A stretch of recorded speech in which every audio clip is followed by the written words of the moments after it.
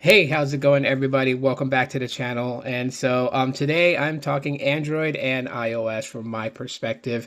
Before I get into it, though, you guys have been seeing, for those who've been following my content, watching it, you guys noticed that, over the past like month or so that I've been making videos using a phone for a day and giving you guys my thoughts and feedback.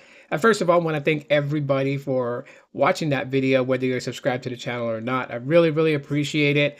In my time on YouTube, for every view and every person that comments, it's a humbling experience for me because there are a lot of new creators, a lot of new channels doing, so much cool things in video that I know you guys could be there watching that. So the fact that you guys chose to watch my video, even for however brief of a moment you did, I appreciate that.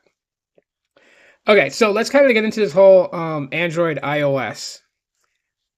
I like talking about this because, this is a subject that sometimes still pops up in debates.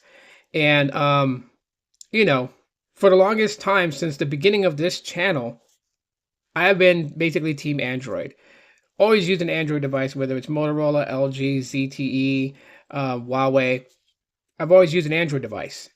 Um, it wasn't until 2017 that I decided to give an iPhone a crack and use it. And use it I did. And let me tell you guys, when I started using an iPhone, I went into the whole premise that I wanted to try something new. Had used Android for so many years that I kind of put it in that context. I was getting bored with Android, wanted to try something different and see what other options were out there. And so in 2017, I got my first iPhone, which is an iPhone 7. And it was given to me by a friend. So yeah, subscribe to his channel, B Tech Reviews. And I went, like I said, I went into it with just wanting to know how the phone functioned and how I felt about its performance, what it offered, feature wise, and everything. And for the most part, it was pretty good. I actually, really had a great time using the iPhone 7 back then, which is why my enthusiasm and my excitement was in the I used an iPhone 7 for a day video because it was really fun to use it again, right? Put my SIM card back in and was just using it. It was great.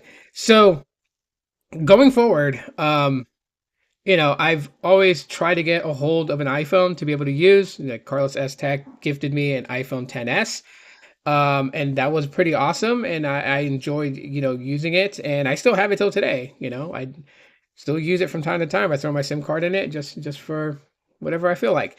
Now I'm using an iPhone 12. I have an iPhone 10 that my niece gave me. I have this iPhone 12 that I bought. I have an iPhone 11 Pro Max that I bought, and I enjoy using them. And I still use Android, mostly Google Pixels. Pixels have really just been what I really, really want in a smartphone. There are a lot of good options out there like Samsung and Motorola, and they're all great to use. I find the best stuff for me, and I'm a keyword there for me. I find the best stuff in Pixels. This gets monthly security updates. It may not come exactly when everyone expects it to, but you get one every month. I can appreciate that. You get feature drops quarterly. Every 3 months there's an update. It contains either new features being added in to the Google Pixel, or it's taking an old feature that we have and beefing it up and making it much better. And so you can expect those like every 3 months, right? That's with Google Pixels. So generally in Pixels, is the reason why that I'm such a huge Pixel fan is for that very reason. I like seeing the new features that comes out, the advancements in AI for the phone itself, and all right, like the whole thing is the experience, user experience. It does great. Cameras, yes, everyone knows Pixels. Everyone talks about Pixels and their cameras. Whether it's one like my Pixel 6a here that has the 12.2 megapixel, and the photos that it can take during the day, during good lighting, during low lighting, at night, video quality that it takes. It's great. It's a great experience. And I have a really good experience with iOS. It's very simple to use.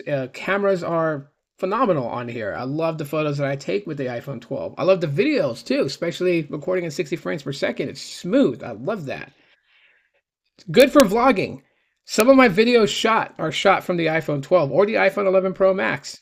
Mostly the iPhone 11 Pro Max. I like to use that as my vlogging camera, but the 12 also works out too when I'm on the fly. I just whip out my phone and start vlogging. It's been great. The experiences have been great. And while I was team Android back in the day in the original Android versus iOS wars, I'm here to tell you guys that I'm still team Android. And it's not that iOS is bad. It's not that the iPhone has anything wrong with it.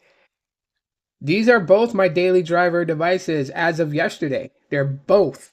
That one's primary, one's secondary. No, they're both my daily driver devices. I use them about an equal amount of time throughout the day.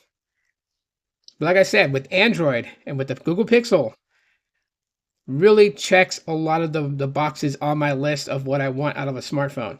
The iPhones come close. They do. There's just certain things that my Pixel does better than my iPhone 12. It just does. Um, but it doesn't mean that I'm gonna put one down and just completely stick to one and that's it. No.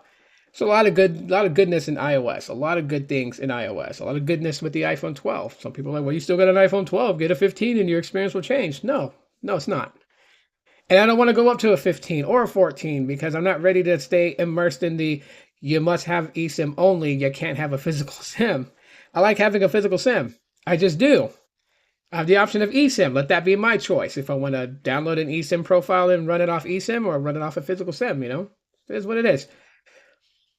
So while I am team Android, it doesn't mean that iPhones are gone. I'm not ever going to use them again because there's a lot of good about iPhones that I really enjoy using. Um, and I say the battery life on my iPhone 12 is pretty decent. It'll last about as long as my Pixel 6a's battery does, right? So about the time when one is like lower, is about time when I have to like throw both of these on a charger and juice them up if I need to. But they usually make it through a day until it's like, time for me to unwind for the day and go to bed, and then I throw them on a charger. What is the point of this video? The point of the video is that smartphones are smartphones, and it's not that fucking serious. Like what you like and use what you want to use. Plain and simple. I may like Android. That doesn't affect you. It will not affect you. I swear to Jeebus, it will not affect you that I said that I would stick with Team Android. It's not.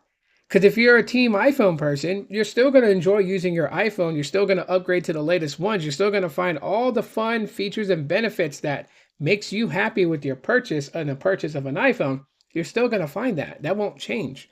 Because again, it is for you. So let's cut the crap with the you got to use what I like, and let's kind of just focus on what ourselves as individuals like and stick to that and buy what you want to buy and not worry about what everyone else is spending their money on. That's just juvenile.